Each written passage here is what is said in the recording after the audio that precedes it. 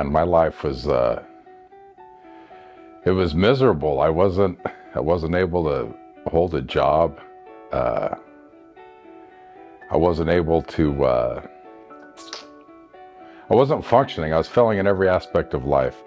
My kids are all grown, but I wasn't there for them as a parent. I was failing at that.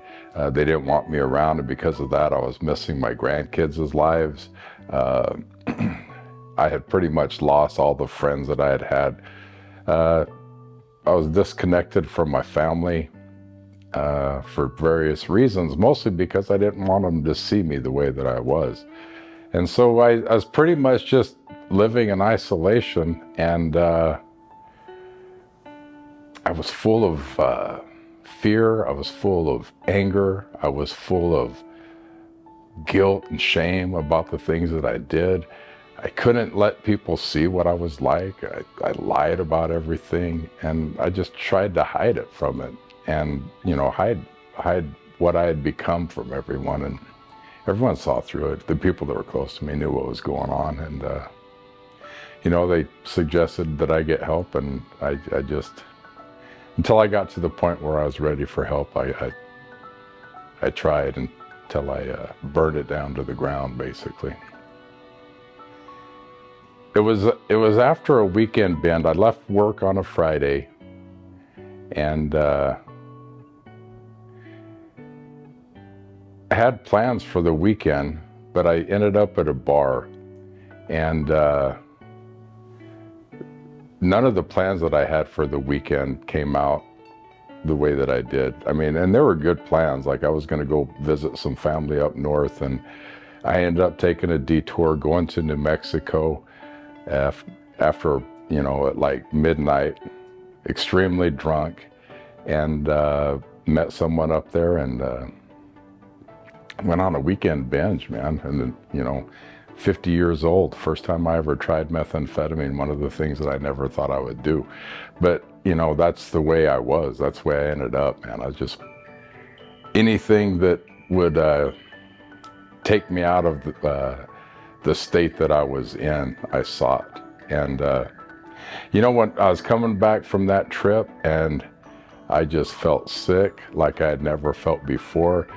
And I couldn't hold any food down. I had to go in the hospital, and I knew I needed help at that point, because my body was breaking down. And it wasn't the first time that I had to go to the hospital as a result of my drinking. But this time, for some reason, I just I knew it was time for me to change. I knew it was killing me, and I couldn't stop it.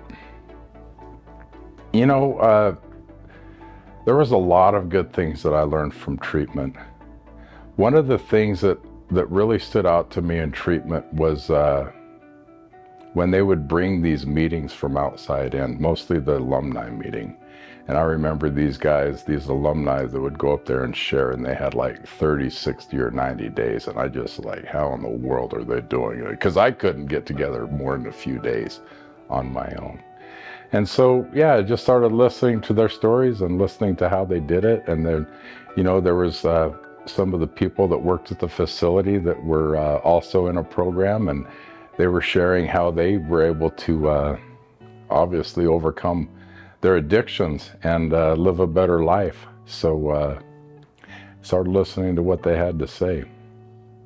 I shared that when I came into treatment, how it happened, and I really wish that I just came into treatment, found a solution that fixed me permanently, and I left, and I lived happily ever after. But that's really not what happened. What I've learned about recovery and my recovery, my individual recovery, has been a process. It's been a learning process, and it's been a lot of things that I've picked up over time, and a lot of trial and error. But I first came into treatment, was exposed to what addiction is, was exposed to how people have overcome it. And when I left, I said, well, that's good. I got some information. I got some knowledge about what it is. I feel good physically. My mind's cleared. And I left on my own, and I thought I was good to go. And that wasn't the case. I had to come back. And, in coming back to treatment, I recognized that what I needed was a I need to continually work a program on a daily basis. I needed a fellowship of people that were like me, that I could, lean into and share on their experiences and ask them for advice and help when I needed it. When I was feeling, those times that I don't really know what to do or haven't experienced some level of recovery, and I could talk to them and they do it. And that's been the world of difference. Like, just understanding that I'm never fixed. Like, this is a one day at a time process. For me, I need to be working some sort of a program, and I need to be engaged into a fellowship. And I learned that through my process. Like I mentioned, those alumni coming in, some of the meetings that come in and people share their experience and what they went through in addiction. And I started realizing, I'm really not unique. My story's retold through someone else's words, and I could relate to their experience with addiction. Yet here this person is, and they have, months, years of sobriety. They have, in all appearances, recovered from addiction and are living relatively normal and happy lives. And from where I was sitting, that seemed like an impossible dream for me. And so, hearing how they did it gave me the hope that I needed, that maybe if it worked for them, why would it not work for me? Oh man, it's not even comparable. My kids that didn't want anything to do with me a few years ago, they call me, they invite me to birthdays, they invite me to family activities. I get to go see my grandkids play sports, and I'm around them. My kids call me for advice. It had been years before my kids called me for any opinion or advice on anything, and they do that now. I have a girlfriend, and I'm able to have her, like my first meaningful adult relationship in 20 years with a woman, and it's all based on, I don't just think about what I could get out of every situation. I actually have concern and care for other people, and what can I contribute to those relationships? What can I do for others? How can I be helpful?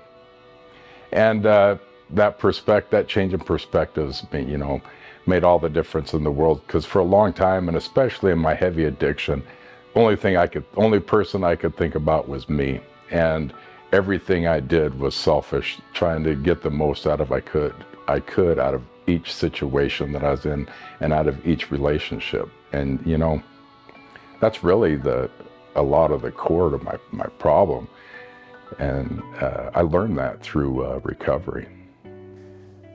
If when you use drugs or alcohol, you have very little control over the amount that you take, and when drugs and alcohol start to become a problem and you just cannot seem to quit on your own, then you're probably like me, and you probably need help. And River Source, any treatment program, is a good start for that path. Like, that's a good foundation for your recovery. You'll meet people through those programs, and you'll be exposed to the solution that I found that has worked for me, and the solution that's worked for millions of people, man. Like, we're not unique, and our problems are relatable to a lot of people, and our solution is going to be the solution that a lot of people before us has used. So, that's available to you. You don't have to live life the way you've been living it. Hi, I'm Don, River Source alumni, class of 2022.